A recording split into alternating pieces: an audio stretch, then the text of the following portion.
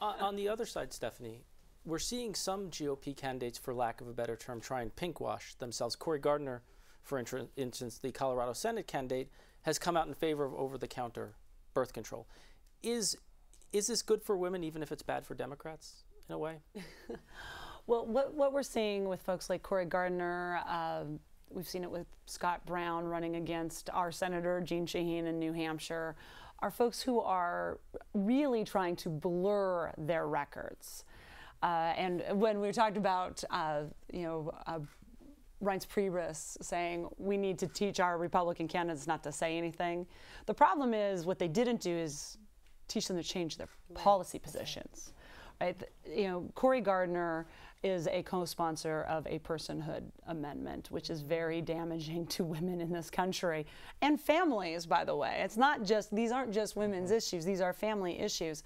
And so coming up with, well, let me just try this over-the-counter thing for someone who has not supported Planned Parenthood, which provides birth control to millions of women across the country, who hasn't really changed his position, hasn't lifted his name off that bill, and by the way, over-the-counter, under their suggestion, would cost women more money. So it becomes back to this economic issue.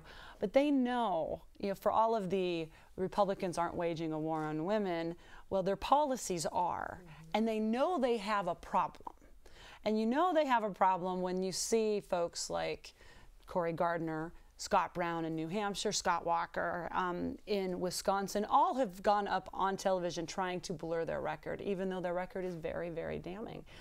Which is where, again, women voters can decide these elections. And I believe women voters are going to see through all of this, and I think that's why we're seeing a very large gender gap in a lot of these races where the women are standing with Democratic candidates, both Democratic women and men candidates, because the party is moving forward and the Republican Party is trying to move back. I actually think one of the best examples of pinkwashing, which I didn't even know was a term until just now, is Steve Sutherland, who is probably the worst member of Congress.